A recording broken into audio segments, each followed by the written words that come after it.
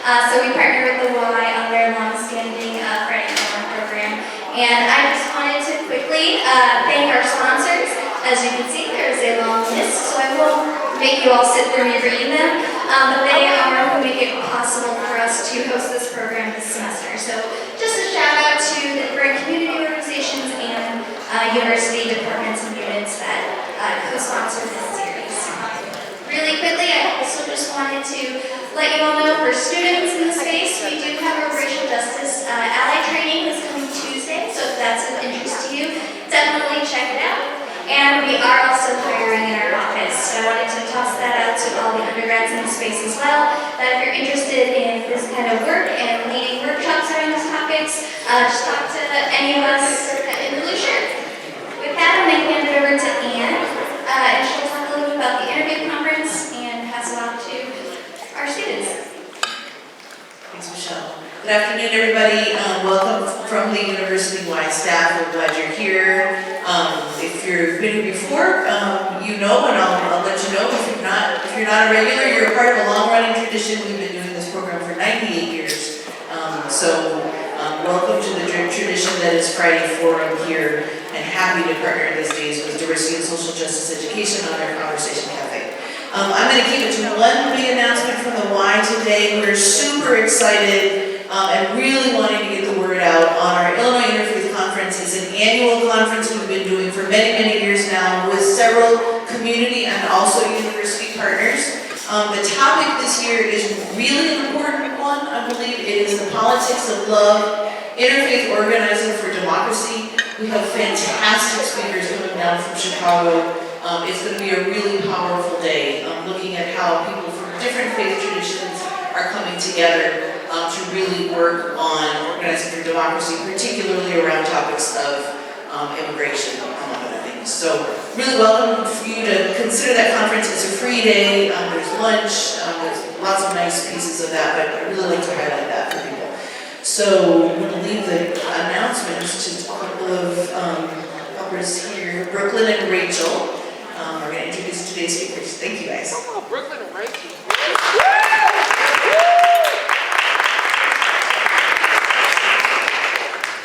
Hello, everyone, and welcome to the Liberating Abortion book talk.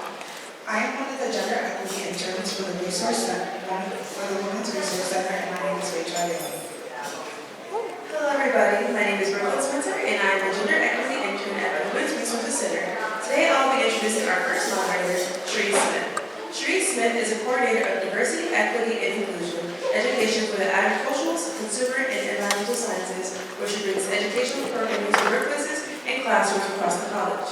Smith has dedicated the majority of her career to developing culturally competent and well-prepared students, individuals who are equipped to step into the global workforce with the skills necessary to drive impactful change and thoughtfully address complex issues.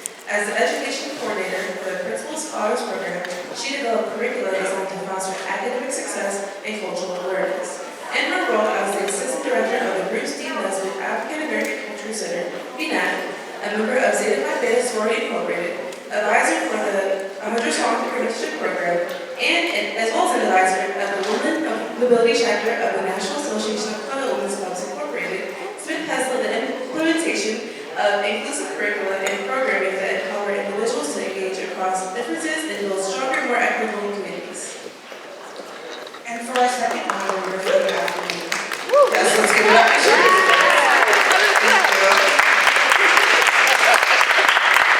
Period. For our second moderator for the afternoon, we have Amy Romister. She uses she/her pronouns and is the Assistant Director of Gender Equity at Illinois Women's Resource Center.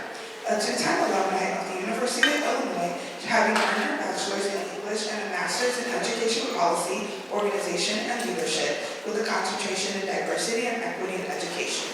Amy has been engaged in diversity, equity, and inclusion work at the university for over 10 years. As an undergraduate student, Amy worked at the WRC as a violence prevention peer educator and course assistant. Before joining the WRC full-time in 2022, Amy taught English and journalism at Oakwood High School, and she previously worked as a grad assistant for diversity and social justice education, coordinating on Connect. In her role at the WRC, Amy leads efforts to explore gender equity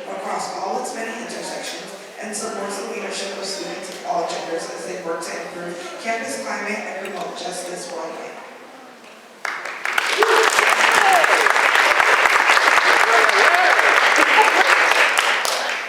Together, Amy and Therese co-teach an 8-week educational psychology course on campus on the current state of reproductive justice offered through the diversity and social justice education.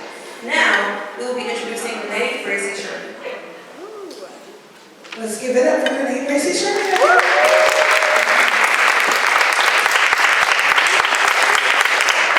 Thank you for that. Now to introduce her, as Brooklyn mentioned. Renee Bracey Sherman is a reproductive justice advocate, abortion storyteller, and writer.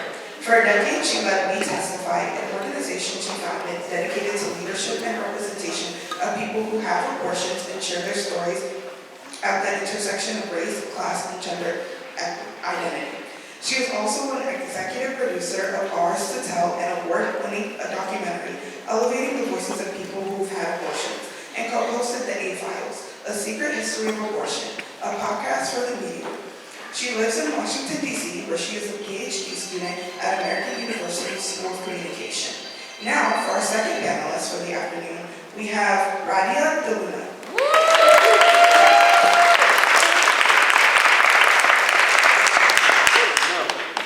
Radia DeLuna is a third-year doctoral student in counseling psychology at the University of Illinois at Urbana-Champaign.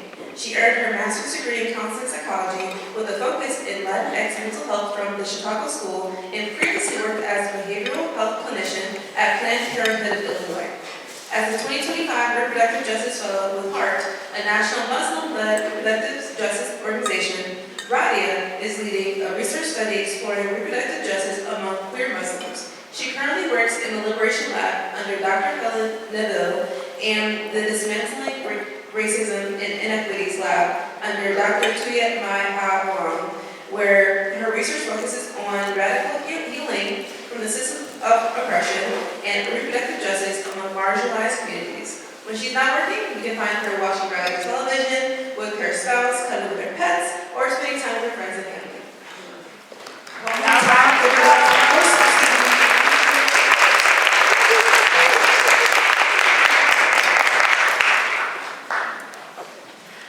Hello everyone. I hope everyone's having a great afternoon. I hope your morning has been gentle to you. As our lovely introducers said, I am Sharice Smith, and we are so excited to be here with our lovely two panelists today. So we're actually going to be starting off with a reading from Renee. Sharice and I were very excited for this, as you're probably going to hear multiple times today. We use this book as our core syllabus text in our course, so this is a really beautiful moment that we weren't sure was going to come to fruition, and now that we're here, we couldn't be more excited to share this space with you and join the community. So I'll pass the mic to you. Okay. Hi, good morning, everyone. I just wanted to point out that we kept dropping this to our class the whole semester. It was there's something coming. Just be on the lookout. And when it happened, we were okay, now let me tell you everything's happening. It was a very exciting moment. Okay, so in that, I just have to say, this is a very exciting, pinch me moment for me too. I am from Evanston, Illinois, so I don't know if anyone else is from the northern suburbs. Shout out to you. It means so much to me to be here. This is actually the school that I wanted to go to when I was in college, when I was in high school. I went to Evanston Township High School, but I wasn't ready to leave home, and so I went to the University of Illinois Chicago. But I think it's really important for me to say that I actually failed out of that school. I'm studying things that I just didn't actually believe in and I didn't enjoy, and so I went to Oakton Community College for a little bit, and then I transferred to Northeastern Illinois University, where I learned about intersectionality and sociology, and I took this class called the Sociology of HIV and AIDS that was really, really impactful, and it helped me put understanding to part of the reason I failed out of my school is because I didn't have the support that I needed when I got pregnant and I had an abortion while I was at UIC. So it's really exciting to be back in the U of I system and that we're having a conversation like this and like, you know, I wish I'd come here and also if I had come here, but I probably wouldn't be here talking about this fucking part of you because I didn't have the abortion together.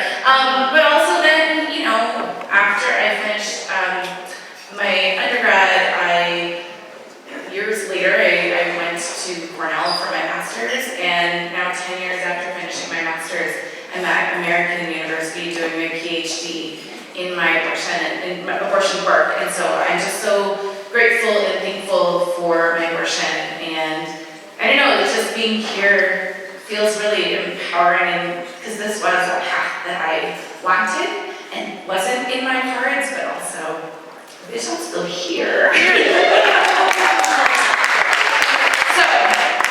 And also just because like, I love doing events in the great state of Illinois. Know that I've lived on both coasts and I rep the Midwest everywhere I go. And let me tell you, on the East Coast, they do not know how to grill corn, okay? They learn it, it's so awful. Anyway, okay, I'm gonna do a little bit of a reading from the last chapter called Liberating Abortion. Sorry, I keep things that I get from on tour in my books. So every once in a while I open my book up and like bookmarks and all sorts of stuff falls out. All right. For nearly 40 years, Renee Bracey didn't talk about her abortion. Only her sister and boyfriend knew she had had one. And since then, she hadn't really thought about it much. She met a Philadelphian in the Virgin Islands and they began dating. He was a dreamer who lived in, but contributed little to the rent of her Chicago apartment, she told us. Elnora had dreams too. She wanted to be a nurse. When she realized she was roughly 6 weeks pregnant, she knew quite quickly that she wanted an abortion. She wasn't ready to be a parent, but she also heard her mother's warning echoing in her head. I'm done raising children. Don't be bringing any babies home here. She scheduled an abortion at a Planned Parenthood in downtown Chicago. Although she was glad to have access to abortion care, Elnora, who is Black, felt uncomfortable when the provider shamed her for using the rhythm method and told her that not using contraceptives and potentially needing abortions would be bad for her health. There was this guilt feeling I felt when they said that, she said. Once the abortion was over, she broke up with the boyfriend and started moving on with her life. Although she loved her mother deeply, Elnora wanted a life different from hers. She saw how her mother's lack of autonomy over her reproduction kept her tied to Elnora's father, who cheated on her constantly and dictated how every dollar in the house was spent. A few years later, while in nursing school, she met another student with whom she fell in love and had children when she was ready on her own terms. In July 2022, nearly 50 years after her abortion, Elnora felt that her decision came full circle. Less than a month after the Supreme Court's decision overturned the right to an abortion, she was sitting with her husband watching a congressional hearing on the impact of abortion bans. As the first speaker shared her abortion story, she began to cry. I owe my life to abortion. Not only my own, but because shortly after Roe v. Wade, a Black woman was able to have an abortion in Illinois, Renee testified. She was in a relationship that wasn't right for her, and her abortion allowed her to move on, attend nursing school, marry a fellow student, and have a child with him. That child was me. As my mother told me, Renee, I chose you. That's exactly what abortion is about. The ability for all of us to choose if, when, and how to create our families on our own terms. As Elnora watched her daughter make history as the first person to share the self-managed abortion protocol before Congress, she broke down. I felt like you were my voice. You were able to speak it and say all of the things I wish I had the ability to say, Elnora told Renee in an interview. When you spoke, it was like it was coming out of my mouth because you are me. You are a part of me. Since writing this book, Renee has learned of more loved ones who've had abortions, several of whom appear in these pages. Her mother's sister Vera had an abortion in the late 1970s because she already had 2 children and was working night shifts as a nurse. Renee's cousin Catherine, Vera's daughter, estimates that she had 10 abortions in between having her 2 sons. They spoke candidly about the support Renee's mother provided Catherine when she first became pregnant with her son as a teen and was afraid to tell her parents, and when she needed subsequent abortions and help parenting. Renee and Catherine found similarities in their stories, including their fear of disappointing their mothers and their consideration of unsafe methods such as throwing themselves down the stairs or using unsafe substances to cause an abortion. These were things they never uttered to other family members until then. Talking about abortion opened up something among all of them. For Renee, she felt a deeper connection to her kin, and an invisible weight of fear and shame was lifted off of her shoulders. She and her mother were liberated by sharing their abortion stories. When we share our stories, we open ourselves up to connect with others in a vulnerable way that transforms us. We trust each other with our deepest desires about our bodies and our futures. But we can't liberate abortion with just feel-good vibes and caring for one another on an individual level. We actually have to change our society to work for all of us. For that, we believe reproductive justice and abolition are the keys to liberating abortion. Liberation calls for an investment in people and families. Our policies have been built on lies about all of us and our worthiness. Learning our history allows us to confront those untruths and demand retribution for the harm caused. We must open our eyes and realize that all of the problems in our society are created by a disinvestment in families and a refusal to care for one another. To liberate abortion, we must change the way we see parenting in this country and around the world. Being a parent cannot be a role people take on through happenstance or because they couldn't afford to make any other decision. It should be a role people step into feeling confident and supported. It must be a role that people are supported in taking on by creating the conditions in which everyone is supported. Everyone can build a family on their own terms. That includes free access to reproductive technologies for low-income, queer, trans, disabled, single, and older people alongside everyone else. That means investing in keeping families together regardless of immigration status, age, or how much money they have. It's an investment in communities to build our families collectively with all of the monetary and physical resources we need. Family building must not be based on bank accounts. We have all that we need right now. It's just being invested in the wrong things. We must begin diverting tax dollars away from systems such as the family policing systems, police departments, and the military, and into universal health care, child care, housing, and basic income. In order to liberate abortion, police must cease to exist. There is no way anyone can freely decide if, when, and how to grow their family so long as state-sanctioned violence and state coercion exist. Reproductive freedom cannot exist so long as police are funded to investigate people suspected of self-managing their abortions, having miscarriages, trading sex for money or resources, or neglecting their children simply because they can't afford childcare or to put food on the table. Everyone must feel safe and supported enough to obtain an abortion without being forced to involve police or anyone who could force them to engage with the carceral system. This vision also calls for the abolition of prisons. There is no freedom so long as our loved ones can be kept in cages for seeking health care or forced to parent behind bars. We must end the practice of separating families and isolating people. People would no longer be separated from their loved ones. Rather, restorative justice practitioners would step in when conflict interventions are needed, and treatment programs would be available for pregnant and parenting people who live with addictions and illnesses. Abortion liberation forces us to see those who are impacted by unjust and unequal systems. The majority of us are people of color. The majority are already parenting. The majority are religious or spiritual, and the majority are struggling financially. We are trans and non-binary people, disabled folks, immigrants, and young people. We are groups of people who are forgotten about when under attack because people look at us and say, oh, that's not me. I'll never need this. That's not my life. It's not my loved ones. Abortion impacts all of us. How our society treats people who have abortions is a reflection on our values. But that's why our abortion stories are so important. Because our voices change the conversation and challenge the myths and disinformation that are spread about who we are, what our lives are like, and why we had abortions. Our abortion stories reveal the ways current political systems don't support our ability to decide if, when, and how to grow our families.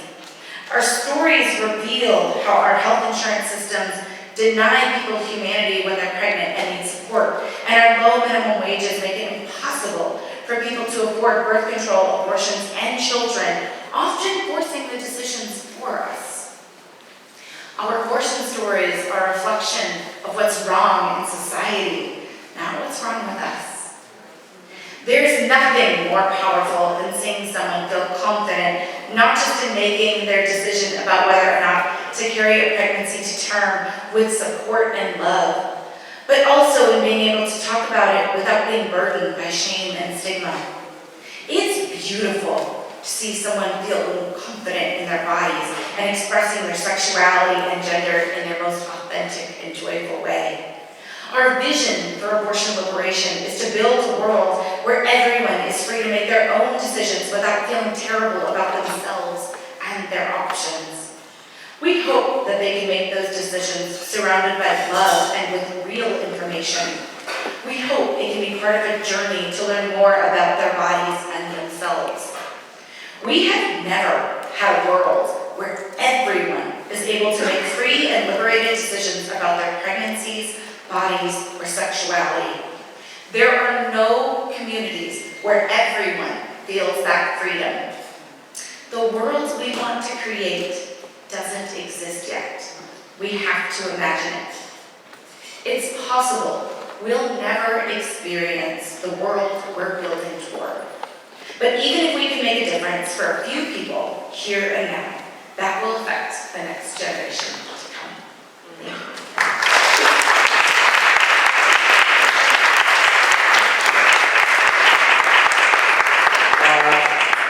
Thank you so much, Renee. And I say that not just as thank you for being here, but thank you for writing this.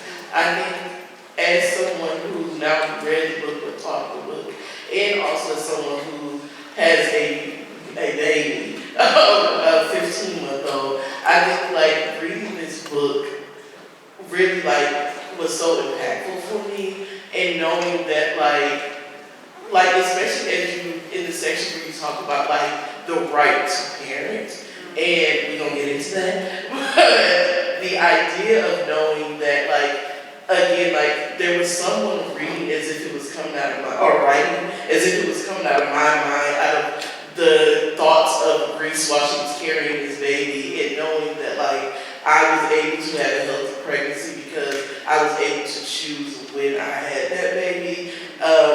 Me and IUD go get real bad, so the idea that somebody could know me without knowing me was crazy.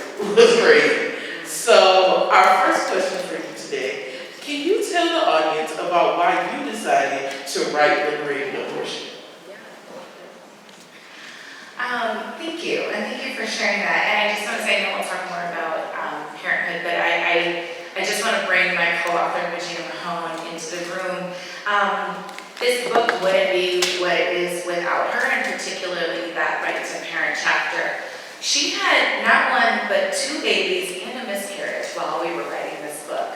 And I think the way in which she experienced having a child January 1st, 2020, right as the pandemic was happening, that what that meant as our society abandoned parents. And I'm sure some of you who have children remember that moment. I'm sorry I'm bringing it up. Didn't mean to trigger you, but I think it's really, really important, and that opened up so much for us. And so if you love that chapter, after, like, you should follow her in her writing because she really writes so beautifully about what it means to be a Black mother in this country and how different it is across the country and for so many people, especially those who are parenting behind bars. Why did we write this book? Well, that's a piece of it. I have been writing about abortion, particularly my abortion and abortion stories, for like 15 years now, as has Regina. She was my editor for many years. And I often got pitched on books where people would be like, I had a really big Twitter following way back when that was a thing. And they'd be like, could you promote my book? And I'd say, cool. Can you tell me how your book talks about folks of color who need abortions? And they'd be like, well, we talk about it a little bit in chapter 10. And in particular, they talk a lot about the anti-abortion movement. Talks about Black genocide. So it was very much this like deficit negative framing, and it was actually going with what the white supremacists think and not what Black and brown people think. And so I got very tired of that. Regina, as an editor, was tired of being pitched on these types of books. And when I would read books on the history of abortion, I was very enraged that the history would always start a little bit before Roe and posit white women as our saviors. And it was just so upsetting, and I will never forget, I went to this abortion historian conference, and they were doing this research about abortion providers in like the 1800s, and not one of the historians presented on a person of color. And I asked the question, like, well, where are they? Why are they not here? And they said, well, it's possible that, they weren't reported on, or, there wasn't, we couldn't find it in the files. And I said, that's really interesting because I'm writing my book right now, and all I needed was a newspapers.com subscription, and I found 26. So, like, are you lazy, or are you intentionally not showing us our history? And part of me is like, I don't know, Renee, do you really want them covering it? Because if they can't even find it, do you want them covering it with the depth? They wouldn't be able to do it. Like, you can't swim that deep.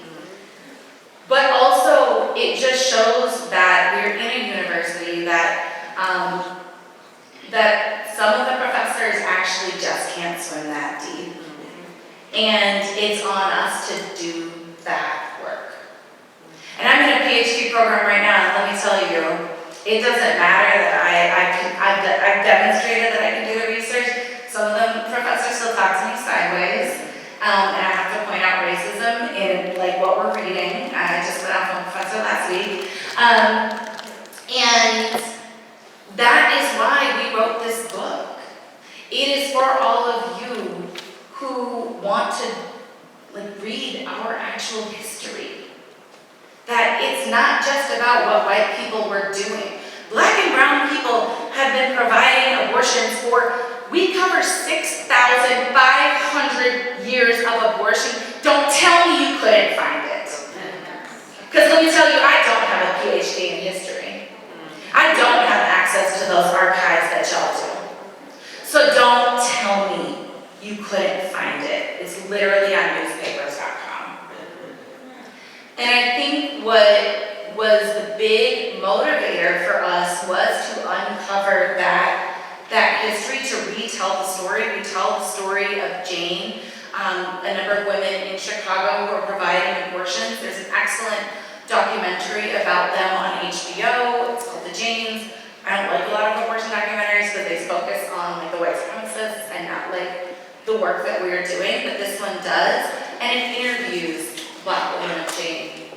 And so we wanted to give an example of how do you take a story that has been told for 50 years and flip it on its head and tell it from the perspective of the Black women who were doing that work. Similarly, we wanted to be able to tell the story of how did we get here and the here and now. And with this book, we interviewed over 50 people of color who've had abortions as experts in this. So don't tell me you couldn't find them. Don't tell me that you got this book for me about the fall of Roe, and I can count on one hand how many folks of color you've interviewed. You didn't do the work. Because the majority of people in this country who have abortions are people of color. As our agent told us when we were getting ready to pitch the book, to tell the story of abortion in America is to tell the story of Black women in America. And if you don't center that, then you're actually doing a disservice. You are whitewashing history, and you are contributing to the lie that is this country. And we wanted to make a book that undoes all of that, that pulls at that thread, that pulls at that lie, and tells a different story where every single one of us sees someone from our ancestry and their lineage and their history of how they were having and liberating abortions throughout time. Thank you.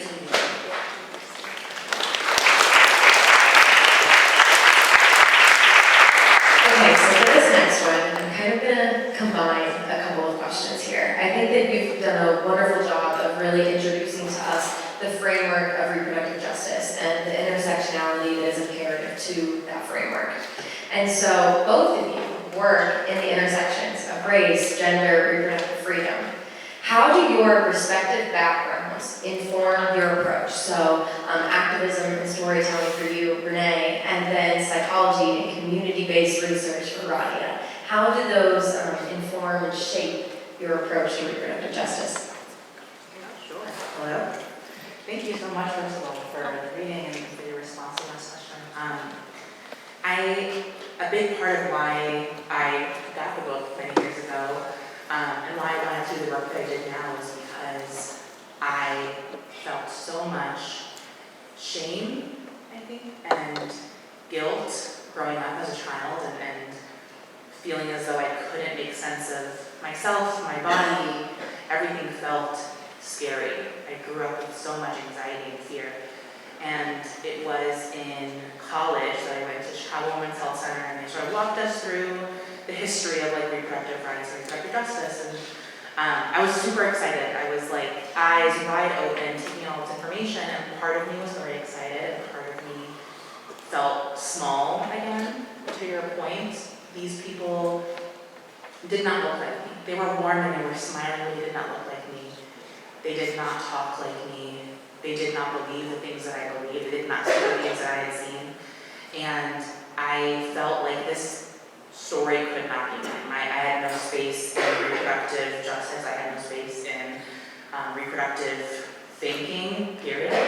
And it wasn't until maybe 6 months later, I was working at a Arab American social service agency in Chicago, where somebody had explicitly asked the executive directors, in terms of like how we're going to be supporting community, their beliefs about abortion and reproductive care. And it was the first time that another Muslim Arab woman looked at me and said, like, oh, we would help the person get care regardless.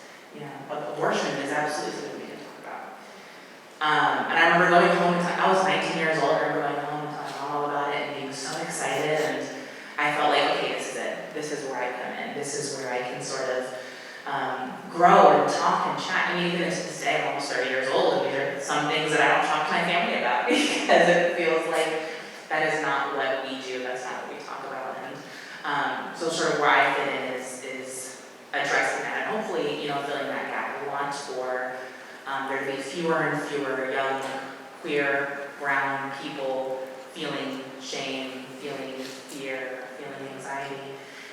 In a world that already does so much of that for us, being able to externalize some of that pain, externalize some of those beliefs.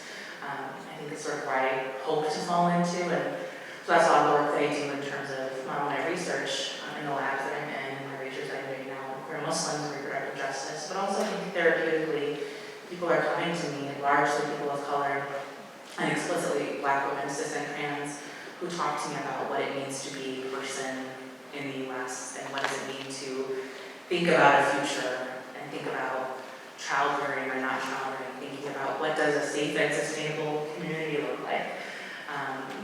Having these conversations, having these spaces to dialogue with others who have the same values, who have the same beliefs, and want that same future, that same imagined future that has not yet come to fruition. And being able to be in spaces like this and see people from all different creeds and backgrounds and experiences and knowledge wells come to hear somebody like you talk and talk amongst themselves and share comments to the side. Like that is what I think truly intersectional work is, meeting at the margins and having these spaces.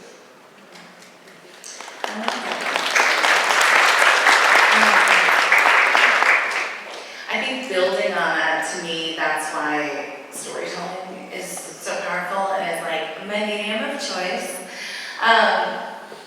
There are folks out there that say like we're hardwired and that we connect through story. For thousands of years, that's how humans communicated. That's how you shared history. That's how you shared recipes. I mean, think about all of the ways in which you've learned things from your grandparents, great-grandparents, through story. You didn't necessarily read how to make a recipe. It's, someone said, oh, well, you do it like this, and you learned from them, you talked with them. To me, I think talking about abortions is a piece of that. We talk to each other and we show each other how we show up with love and support. And that's why they don't want us talking about it, because they know that that creates a disconnect. It makes it taboo and it makes you feel alone and isolated. I also think that, to your point about who you saw when you went to that clinic, that matters. When I had my abortion, I knew of one of my cousins who's white who had an abortion, and rapper Lil Kim, who, let me tell you, La Bella Mafia was my album. I was like big Lil Kim fan. You couldn't tell me she wasn't everything. And to know, whether it was rumor or not, that she had an abortion, that's someone I looked up to who didn't actually look like me, but in my mind looked like me, that mattered to me. And that meant that I could do it. That's why, to me, representation does matter, but representation can't be everything. It actually needs to be the ways in which we show up in community. And when I saw advocacy about abortion on television, whatever, I always had this vivid memory of a white man in a little as a Catholic priest and a white woman, usually I think it's a boomer generation, but older, gray hair, sort of arguing it out about rights and advocacy and fairness and obviously I believe in all those things, but it didn't feel like what it felt like for me to walk through those clinic doors. They're not talking about what it means to be a biracial Black teen who's pregnant at 19 and the things we've all been told societally and particularly for Black folks of don't become a statistic. Don't become a pregnant Black teen. And the way in which, even though my family, I grew up in a pro-choice family and knew that abortion was an option, I still felt that shame and was afraid to tell my family that I had an abortion and that I wanted one, right?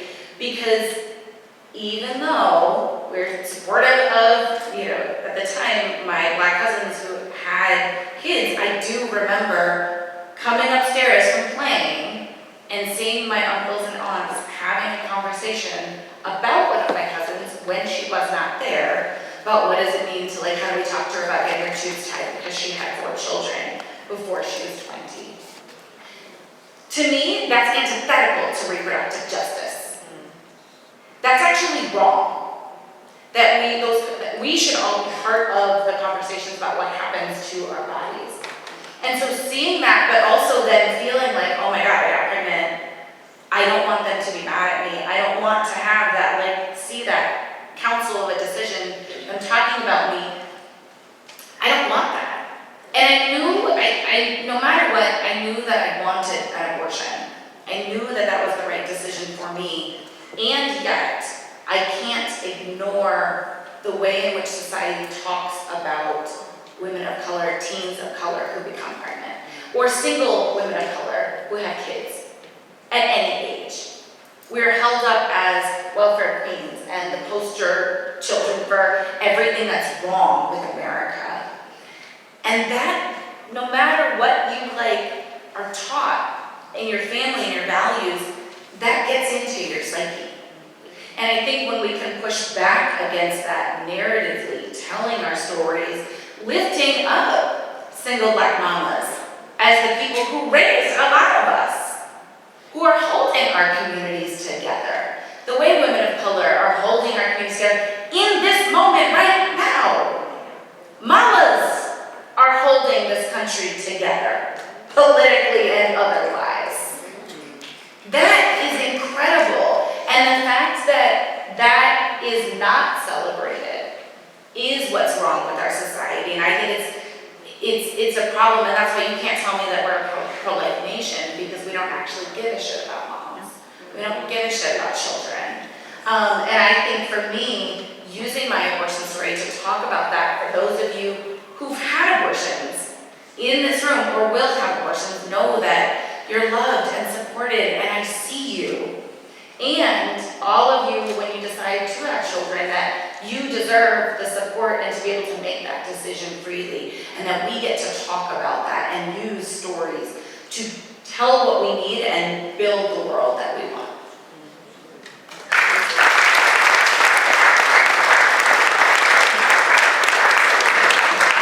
In consideration of time and to give you all the best opportunity that you have to engage, we are going to go ahead and open up to you all for questions as well. So if anyone does have a question, Michelle will help you get a microphone. She'll run it to you. And feel free to ask questions of our panelists today. Does anyone have a question for Renee or Radia? I have one actually for Radia. Well, let me ask you, I want you to talk more a little bit about your research here and just tell everybody what you're doing. Okay. All right. Oh, sorry. No, you're Here, take this. Thank you, Renee. I guess the most recent thing that I've started working on is this project on queer Muslims and reproductive justice. I think, to your point, it's not something that is talked about, it's taboo. And growing up for me as both a queer person, as a Muslim, and as nothing, there's a lot of expectations about what your life is supposed to look like. It is, marriage, parenthood, death, in that order. I have no sort of deviation from that. But I was also raised by all women, dads, or who knows where, and that felt like a very core part of why I believe in it. This doesn't make any sense. We can sort of carve our own paths towards what we want our lives to look like, what we want our children's lives to look like, what I want my niece's lives to look like, right? And so that's sort of where this project came into fruition. I love the frameworks of reproductive justice and working with HEART, which is, as somebody else mentioned, is a program or as a nationwide organization focused on reproductive justice for Muslims. So led by Muslims, formulated by Muslims, and they also curated their own sort of adaptation to reproductive justice that honors the work of the Black feminists that came before them and addresses the unique needs of Muslims in particular. Thinking about faith, thinking about gender Islamophobia, thinking about surveillance, right, and the war on terror, the role that this plays in Muslim communities. And still, queer Muslims have to sort of make their way and adapt it to their own needs in their own way. And that's what I wanted to think more about. What does reproductive justice look like among queer Muslims in particular? Are we having those conversations? Are these things that we want to think about? I know for me, there are certainly things that I want to think about. When I'm thinking about potentially parenting, I'm thinking about, okay,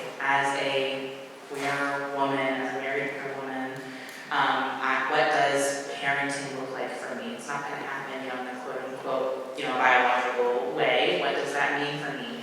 What does it mean for the future of our children? What does it mean for us, as parents? And so I wanted to sort of provide that space, and thus far, the interviews have been incredible. You had talked about in your chapter, the Liberating Abortion chapter, the role of state-sanctioned violence and abolition, and those are things that have actually come up among participants. People are talking about wanting to, when I ask them, what does reproductive justice look like for you as a queer Muslim? What are your hopes for the queer Muslim community in relation to reproductive justice? What is your imagined future? What does that look like? Somebody had shared wanting to purge our community from carcerality socially, from carcerality physically, feeling like you can do one thing or believe one thing or think one thing, but you have to act a certain way. You have to sort of keep yourself in line. Purging ourselves from not only those expectations, but purging ourselves from the shackles of our mind as well, purging ourselves from incarceration of our mind. And how can we integrate all of these things to be truly liberated? Because I don't think you can have one without the other, right? Until we get rid of state-sanctioned violence, until we get rid of Islamophobia, until we get rid of, surveillance on Muslim communities, until we get rid of queer and transphobia. None of these things are possible. A truly liberated future requires addressing all of these things, and that's something that queer Muslims are thinking of. And again, I've only had a couple of video interviews so far, and already these things are coming up from multiple of them. So that's a little bit of the work I'm doing there. Yes.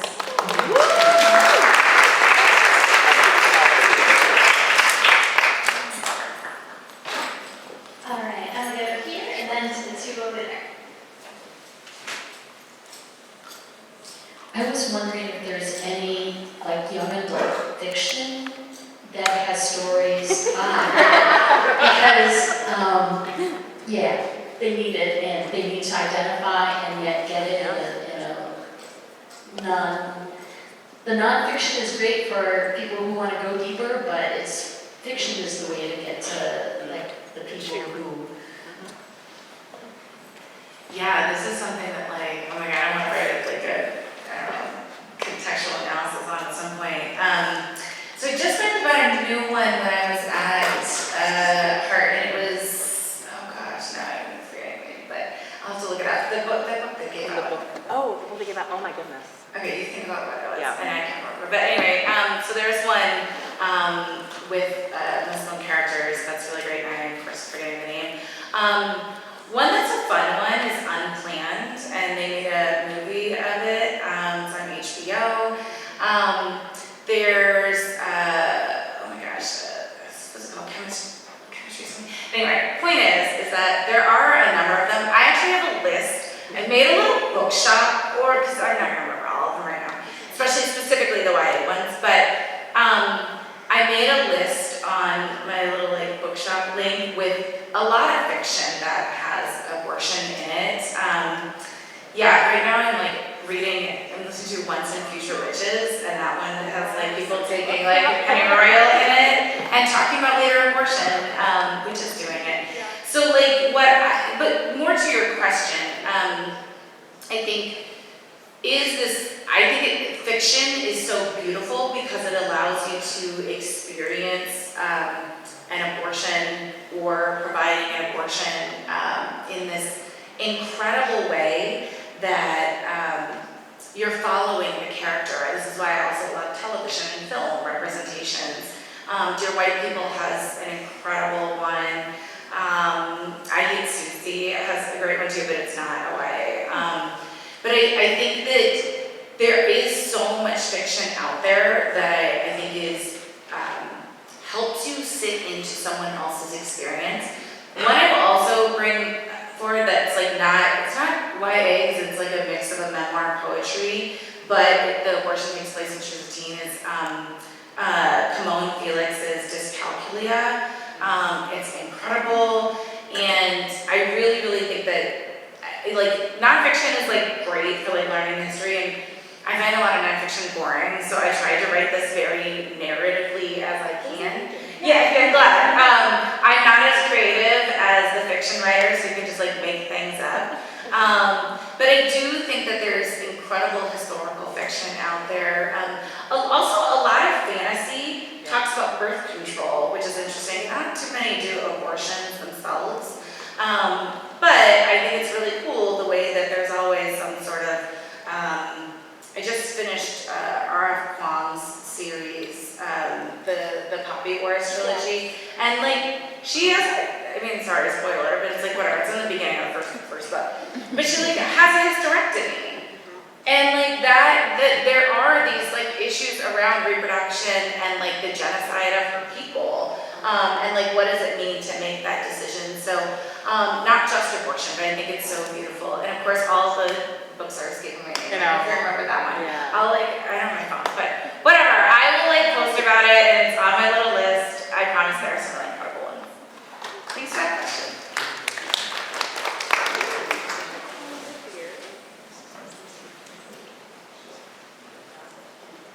I guess, since we're almost finished, I was curious, I think all of us wake up every morning and find a lot of things to be angry and afraid about, but I would love to hear from your perspective and the work that you're doing and traveling around and talking to folks, what's giving you hope, what's making you feel, finding those ways to not just give into the anger and the despair right now, just to give us all a little bit of inspiration. Yeah, and this.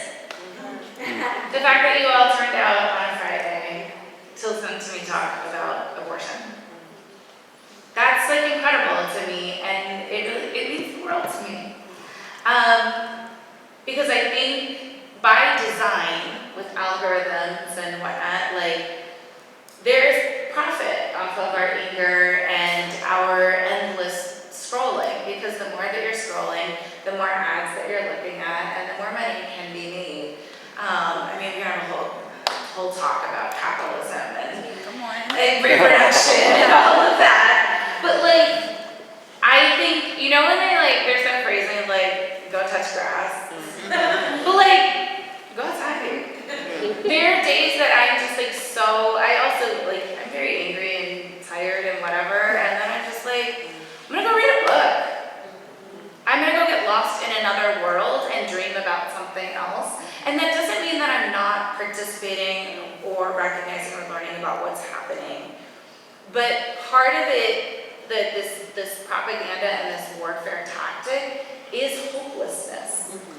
That is why they're releasing the Epstein files the way that they are, because it's to make you realize like, oh wow, everyone's in it, and there's nothing we can do about it. It's a type of attack. And so they're banking on your hopelessness, they're banking on your frustration, they're banking on you feeling powerless. And the one thing that you can do is not be. You can be joyful, you can show up, you can keep doing things. I also like doing things with my hands. Or, so like putting together, yeah. Like even if it's like, okay, so you like crochet or whatever, or putting together like safer sex kits or post-abortion kits, birth control kits. Doing things with your hands helps you realize that you're doing making a tangible change. It also means that you can like see the fruits of your labor and know that you are showing up for someone else. Something I love is driving people to their abortion appointments. Local abortion clinics and abortion funds help people to do that. They need people, they need places to stay. So that is a way in which, even though I can't change what's happening on a large scale, I mean, I never could. Like, we're not gonna win because like Citizens United was destroying like the way the right to vote and all of those things, right? Like that is structurally by design. But what I can do is make a change that's possible for someone else. I mean, I'll end with just saying, where I began, that like, if I had not gotten that abortion, I would not be sitting in front of you. And that is because someone showed up to work that day, and that nurse held my hand and made me feel like it's okay. So then I could continue to do that for other people. Do you want to? Sure. Yeah, I could not have gone back to little me and imagined that this sort of space would have been a possibility. or let alone that I would be sitting next to you talking about this sort of stuff. And so absolutely that's part of hope. And I do think that hopelessness is it's the natural outcome to what we're dealing with. I see a lot in the clients that I work with. I also work with Chicago Abortion Fund, and I talk to people directly, and that's the sentiment they're sharing, that there's a sense of overwhelming relief that there's at least one other person on the other side of the phone when I'm making these calls that has their back despite everything that's going on. And so it is the little acts, we can't make a wave, but I can be a drop sort of sentiment, right? Doing the work that I can in the relationships that I'm in, and I think about that one person at the organization, the ARIPS organization many years ago, who made that one comment, just, offhanded about wanting to support people getting an abortion, and how that, almost 10 years later, I'm able to look back and think about that comment that she made, and how formative that was in my understanding of reproductive justice broadly.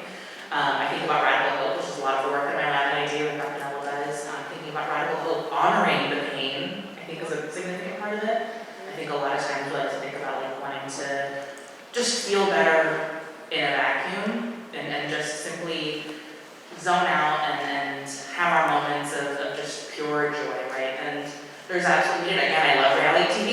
Love me some reality TV. It's very grounding and refreshing for me. But I think also a big part of hope is knowing that this isn't our first go around and feeling like the world is going to end. I had talked to my advisor about this many years ago and being like, I don't know how we do the things that we do. Why did I join a PhD program to study this stuff? This is not the worst I ask myself every day. It felt like the worst possible use of my resources. And she said very candidly, she's like, I'm doing and I'm telling you, this is not my first experience of feeling like this is it. This is how the world goes. This is how we give up, right? And so I trust that those who came before me kept going, knowing that maybe they wouldn't see the fruits of their labor, but that I would now.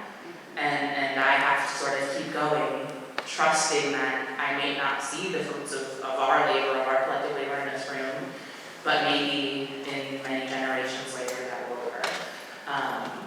And so also being part of it is trust and having some faith in our collective working together. Having hope all together feels a lot more powerful than maybe trying to do it by myself.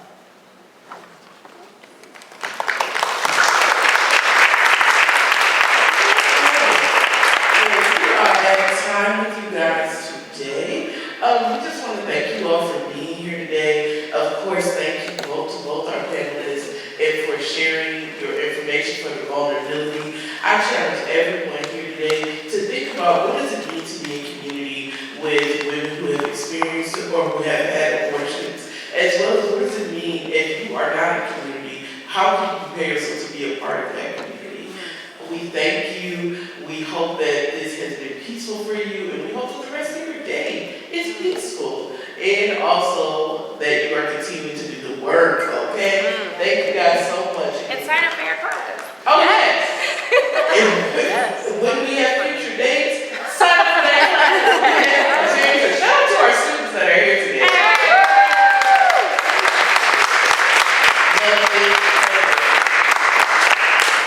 And one more round of applause for our amazing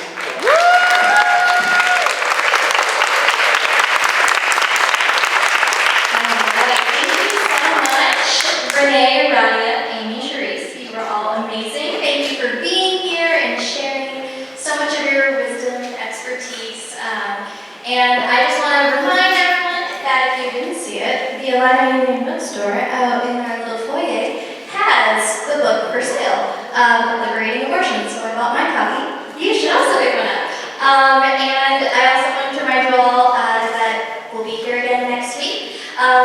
DSJE Director Kelly Landman over there is actually going to moderate a panel for us next week around the legacy and community building and service of the D9 Divine Nine organizations. So definitely join us next week. And if you don't know what those organizations are, you should look it up because it's pretty cool.